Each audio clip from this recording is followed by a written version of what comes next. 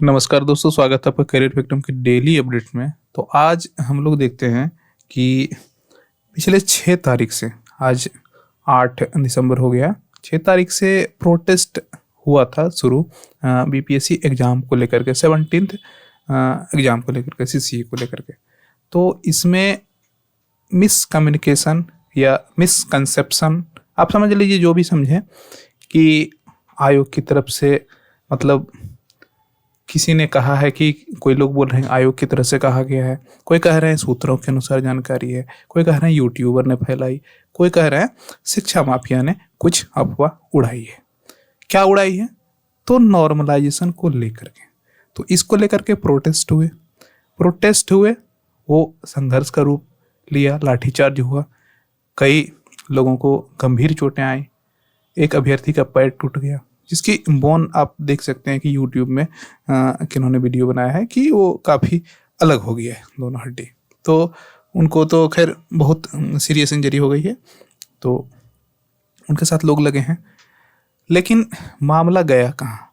मामला गया कि 6 तारीख को नोटिस जारी किया आयोग ने कि हम कोई नॉर्मलाइजेशन करने नहीं जा रहे हैं। ठीक है। उसके बाद अभ्यर्थियों की 3 मांगें थी। अभ्यर्थियों की 3 मांगें प्रमुखतः थी कि सबसे पहले नॉर्मलाइजेशन पे अपना स्टैंड क्लियर किया जाए। यानी कि मांग ये थी कि नॉर्मलाइजेशन नहीं किया जाए। सबसे पहले कि आप क्लियर कीजिए आपका स्टैंड क्या है। हाँ, मांग ये है कि आप नॉर्मलाइजेशन नहीं कीजिए। तो आयोग ने कहा कि मैं नॉर्मलाइजेशन हम नहीं करने जा रहे। ठीक है। दूसरी मांग थी कि सर्वर की समस्या हुई है 2 दिन, और उसके लिए एग्जाम ये फॉर्म भरने का डेट एक्सटेंड किया जाए। ठीक। तीसरी मांग ये थी कि जो भी अभ्यर्थी छूट गए हैं वो भी फॉर्म भरें और एग्जाम का डेट शिफ्ट किया जाए, कम से कम 15 से 20 दिन या 25 दिन। 3 मांगे आपका हो गया कि नॉर्मलाइजेशन नहीं करना और फॉर्म का रीओपन करना फॉर्म भराने के लिए, और तीसरी एग्जाम डेट को एक्सटेंड करना। ठीक है। एक मांग के लिए लोग आए सड़कों पे, मांग, उसके बाद विभिन्न कोचिंग संस्थान भी आए, सब लोग अपना अपना रखे। ठीक है। एक छात्र नेता भी जेल गए हैं, दिलीप कुमार। तो खैर उसकी भूमिका की चर्चा हम लोग नहीं करेंगे। आगे देखिए, 6 तारीख का वाला नोटिस मैंने डाला था, 6 तारीख को। आज नोटिस आया है, आप देख सकते हैं, बिहार लोक सेवा आयोग पटना प्रेस नोट।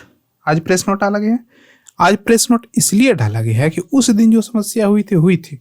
कल कुछ लोग, कुछ डेलीगेशन के लोग मिले थे उप मुख्यमंत्री से, विजय सिन्हा से, और उसके बाद उन्होंने कहा था कि कल आप लोग जाइए, बीपीएससी के चेयरमैन आप लोगों से मिलेंगे और गंभीरतापूर्वक आपकी बात सुनेंगे। तो वो लोग मिले, और उन लोगों को मिलने के उपरांत उसके बाद आयोग ने अपना स्पष्टीकरण जारी किया कि उनका स्टैंड क्या था। तो एक मांगे तो मान ली गई थी नॉर्मलाइजेशन नहीं करने को लेकर के, और 2 मांगे जो है आपका फॉर्म रीओपन करना और एग्जाम का डेट शिफ्ट करना या एक्सटेंड करना। तो 2 मांगे को लेकर के अपना स्टैंड क्लियर किया।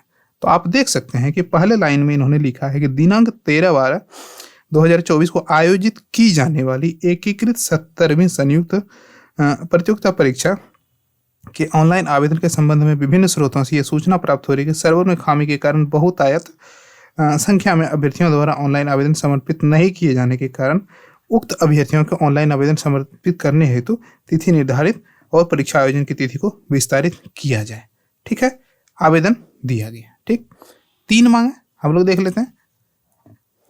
3, नॉर्मलाइजेशन और फॉर्म रीओपन, और एक तीसरा हो गया डेट एक्सटेंड, एग्जाम डेट। ये वाली तो मान ली गई, ये दोनों पेंडिंग है। उसके लिए नीचे वाले में देखते हैं हम लोग क्या लिखा हुआ।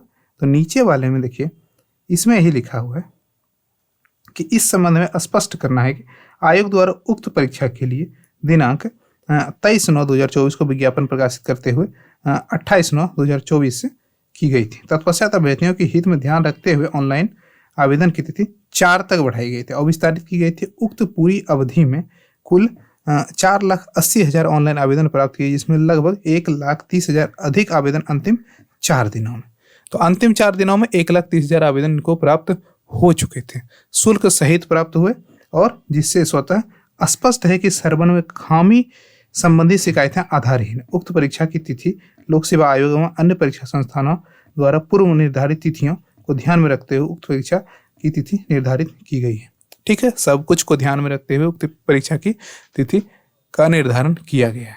लास्ट में क्या लिखा गया है, लास्ट में भी हम लोग देख लेते हैं कि लास्ट में इन्होंने लिखा है कि उक्त वर्णित तथ्यों के संबंध में स्पष्ट किया जाता है कि 4,80,000 अभ्यर्थियों के व्यापक हित में एकीकृत 70वीं संयुक्त प्रयुक्त प्रतियोगिता परीक्षा का आयोजन निर्धारित तिथि 13/12/2024 को एकल पाली में 12 बजे से मध्याह्न 2 बजे अपराह्न तक पूर्व में आयोजित संयुक्त प्रारंभिक प्रतियोगिता परीक्षा प्रारंभ पहले पूर्व की भांति आयोजित की जाएगी। मतलब जैसा शेड्यूल किया गया था उसी स्थान पे है, उसको कोई शिफ्ट नहीं किया गया या तो एक्सटेंड नहीं किया गया। इस परीक्षा से संबंधित अभ्यर्थियों को सूचित किया जाता है कि दिनांक 13/12/2024 को ई एडमिट कार्ड में आवंटित परीक्षा केंद्र पर ससमय उपस्थित होकर परीक्षा में सम्मिलित हो और आयोग से संबंधित सूचना के आधिकारिक वेबसाइट पर दिखा जा सकता है। तो इन्होंने स्पष्ट कर दिया है कि ना हम फॉर्म को रीओपन करने जा रहे हैं और ना हम डेट को एक्सटेंड करने जा रहे हैं। जहाँ तक नॉर्मलाइजेशन की बात है वो हम नहीं करेंगे। हमने 6 तारीख को अपना रुख स्पष्ट कर दिया है। तो देखिए इसमें क्या होनी चाहिए क्या नहीं होनी चाहिए उसको छोड़ दीजिए, क्योंकि देखिए कोई राजनीतिक पार्टी वो अपना हित साध रहा है, कोचिंग संस्थान अपना हित साध रहे हैं, इसमें तितर बितर हो रहे हैं स्टूडेंट्स।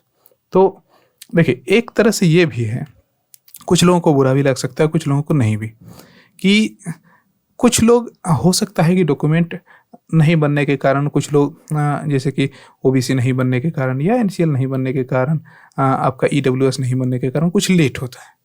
तो लेट होता है तो लास्ट डेट में फॉर्म भर सकते हैं। ये बात सत्य है कि लास्ट में सर्वर का समस्या हुआ था, कुछ लोग रात में फॉर्म भर रहे थे, कुछ ऐसे करके।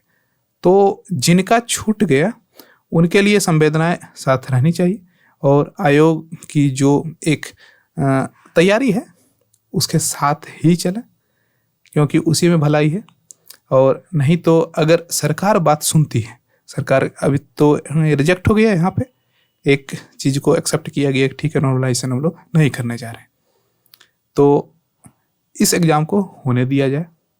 और नहीं तो अगर देखिए बढ़ने का चांसेस अगर हैं तो अगर बढ़ेंगे तो 1 महीने से ज़्यादा ही बढ़ेंगे।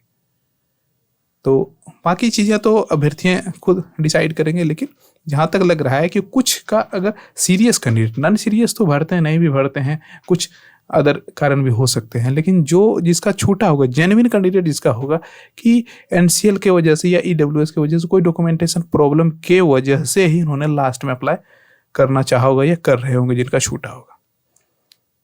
खैर अभी देखते हैं कि आगे क्या होता है, लेकिन जहाँ तक उम्मीद है कि 90% के लगभग में आपका एग्ज़ाम होना ही तय है। तो मिलते हैं किसी नए अपडेट में, तब तक के लिए नमस्कार।